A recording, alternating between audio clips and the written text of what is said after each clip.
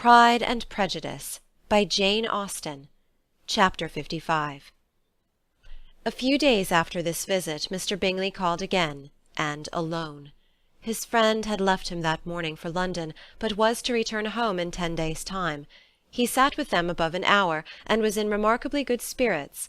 Mrs. Bennet invited him to dine with them, but with many expressions of concern he confessed himself engaged elsewhere. "Next time you call," said she, "I hope we shall be more lucky." He should be particularly happy at any time, etc., etc., and if she would give him leave, would take an early opportunity of waiting on them. "Can you come tomorrow?" Yes, he had no engagement at all for tomorrow, and her invitation was accepted with alacrity. He came, and in such very good time that the ladies were none of them dressed. In ran Mrs. Bennet to her daughter's room in her dressing-gown, and with her hair half finished, crying out, "My dear Jane, make haste and hurry down. He is come. Mr. Bingley is come. He is indeed. Make haste, make haste. Here, Sarah, come to Miss Bennet this moment, and help her on with her gown. Never mind Miss Lizzie's hair." "We will be down as soon as we can," said Jane. "But I dare say Kitty is forwarder than either of us, for she went upstairs half an hour ago." "Oh, hang Kitty! What has she to do with it? Come, be quick, be quick! Where is your sash, my dear?" But when her mother was gone, Jane would not be prevailed on to go down without one of her sisters. The same anxiety to get them by themselves was visible again in the evening. After tea Mr. Bennet retired to the library, as was his custom, and Mary went upstairs to her instrument. 2 obstacles of the 5 being thus removed, Mrs. Bennet sat down, and winking at Elizabeth and Catherine for a considerable time, without making any impression on them. Elizabeth would not observe her, and when at last Kitty did, she very innocently said, "What is the matter, mamma? What do you keep winking at me for? What am I to do?" "Oh, nothing, child, nothing. I did not wink at you." She then sat still 5 minutes longer, but unable to waste such a precious occasion, she suddenly got up, and saying to Kitty, "Come here, my love, I want to speak to you," took her out of the room. Jane instantly gave a look at Elizabeth which spoke her distress at such premeditation, and her entreaty that she would not give in to it. In a few minutes Mrs. Bennet half opened the door, and called out, "Lizzie, my dear, I want to speak with you." Elizabeth was forced to go. "We may as well leave them by themselves, you know," said her mother as soon as she was in the hall. "Kitty and I are going upstairs to sit in my dressing-room." Elizabeth made no attempt to reason with her mother, but remained quietly in the hall, till she and Kitty were out of sight, then returned to the drawing-room. Mrs. Bennet's schemes for the day were ineffectual. Bingley was everything that was charming, except the professed lover of her daughter. His ease and cheerfulness rendered him a most agreeable addition to their evening party, and he bore with the ill-judged officiousness of the mother, and heard all her silly remarks with a forbearance and command of countenance particularly grateful to the daughter. He scarcely needed an invitation to stay supper, and before he went away an engagement was formed, chiefly through his own and Mrs. Bennet's means, for his coming next morning to shoot with her husband. After this day Jane said no more of her indifference. Not a word passed between the sisters concerning Bingley, but Elizabeth went to bed in the happy belief that all must speedily be concluded, unless Mr. Darcy returned within the stated time. Seriously, however, she felt tolerably persuaded that all this must have taken place with that gentleman's concurrence. Bingley was punctual to his appointment, and he and Mr. Bennet spent the morning together, as had been agreed on. The latter was much more agreeable than his companion expected. There was nothing of presumption or folly in Bingley that could provoke his ridicule, or disgust him into silence, and he was more communicative and less eccentric than the other had ever seen him. Bingley, of course, returned with him to dinner, and in the evening Mrs. Bennet's invention was again at work to get everybody away from him and her daughter. Elizabeth, who had a letter to write, went into the breakfast-room for that purpose soon after tea, for as the others were all going to sit down to cards, she could not be wanted to counteract her mother's schemes. But on returning to the drawing-room, when her letter was finished, she saw, to her infinite surprise, there was reason to fear that her mother had been too ingenious for her. On opening the door, she perceived her sister and Bingley standing together over the hearth, as if engaged in earnest conversation, and had this led to no suspicion, the faces of both, as they hastily turned round and moved away from each other, would have told it all. Their situation was awkward enough, but hers, she thought, was still worse. Not a syllable was uttered by either, and Elizabeth was on the point of going away again, when Bingley, who as well as the other had sat down, suddenly rose, and whispering a few words to her sister, ran out of the room. Jane could have no reserves from Elizabeth where confidence would give pleasure, and instantly embracing her, acknowledged with the liveliest emotion that she was the happiest creature in the world. "'Tis too much," she added, "by far too much. I do not deserve it. Oh, why is everybody not as happy?" Elizabeth's congratulations were given with a sincerity, a warmth, a delight, which words could but poorly express. Every sentence of kindness was a fresh source of happiness to Jane, but she would not allow herself to stay with her sister, or say half that remained to be said for the present. "I must go instantly to my mother," she cried. "I would not on any account trifle with her affectionate solicitude, or allow her to hear it from any one but myself. He is gone to my father already. Oh, Lizzie, to know that what I have to relate will give such pleasure to all my dear family! How shall I bear so much happiness?" She then hastened away to her mother, who had purposely broken up the card-party, and was sitting upstairs with Kitty.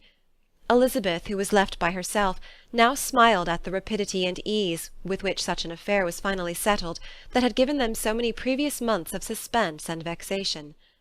"And this," said she, "is the end of all his friends' anxious circumspection, of all his sisters' falsehood and contrivance, the happiest, wisest, most reasonable end."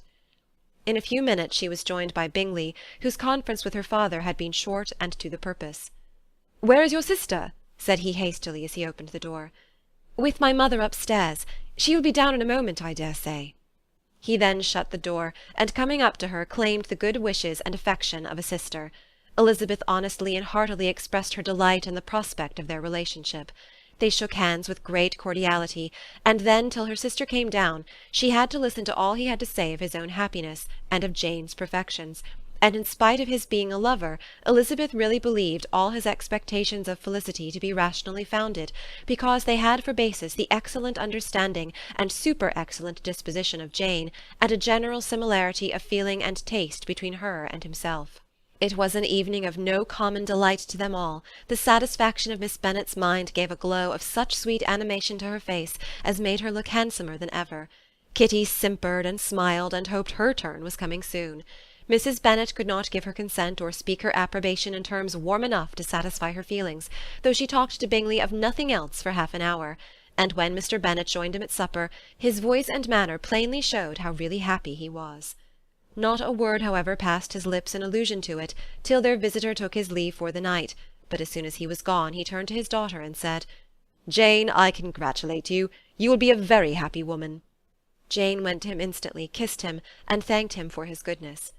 "You are a good girl," he replied, "and I have great pleasure in thinking you will be so happily settled.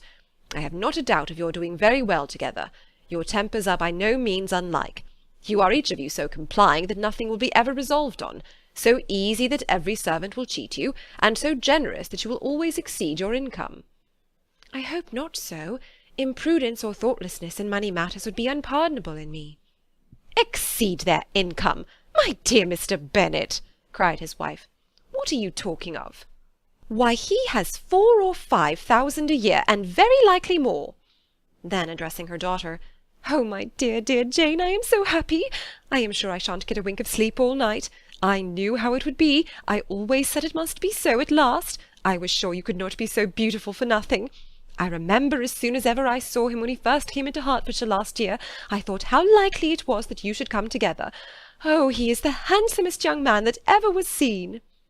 Wickham, Lydia, were all forgotten. Jane was beyond competition her favourite child. At that moment she cared for no other. Her younger sisters soon began to make interest with her for objects of happiness which she might in future be able to dispense. Mary petitioned for the use of the library at Netherfield, and Kitty begged very hard for a few balls there every winter. Bingley from this time was of course a daily visitor at Longbourn, coming frequently before breakfast and always remaining till after supper, unless when some barbarous neighbour, who could not be enough detested, had given him an invitation to dinner which he thought himself obliged to accept. Elizabeth had now but little time for conversation with her sister, for while he was present Jane had no attention to bestow on any one else, but she found herself considerably useful to both of them in those hours of separation that must sometimes occur. In the absence of Jane he always attached himself to Elizabeth, for the pleasure of talking with her, and when Bingley was gone, Jane constantly sought the same means of relief.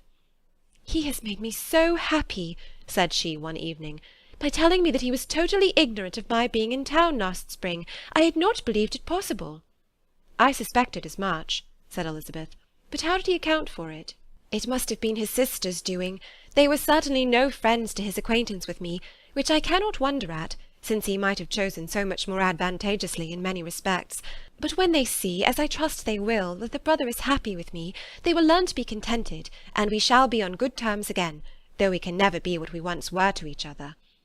"That is the most unforgiving speech," said Elizabeth, "that I ever heard you utter.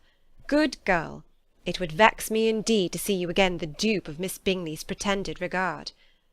"Would you believe it, Lizzie, that when he went to town last November he really loved me, and nothing but a persuasion of my being indifferent would have prevented his coming down again?"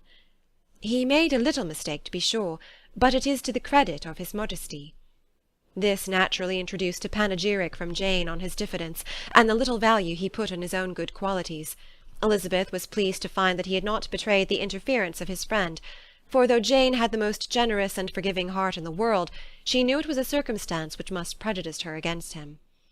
"I am certainly the most fortunate creature that ever existed," cried Jane. "Oh, Lizzie, why am I thus singled from my family and blessed above them all? If I could but see you as happy, if there were but such another man for you! If you were to give me 40 such men, I could never be so happy as you. Till I have your disposition, your goodness, I can never have your happiness. No, no, let me shift for myself, and perhaps, if I have very good luck, I may meet with another Mr. Collins in time." The situation of affairs in the Longbourn family could not be long a secret. Mrs. Bennet was privileged to whisper it to Mrs. Phillips, and she ventured without any permission to do the same by all her neighbours in Meryton. The Bennets were speedily pronounced to be the luckiest family in the world, though only a few weeks before, when Lydia had first run away, they had been generally proved to be marked out for misfortune. End of chapter 55.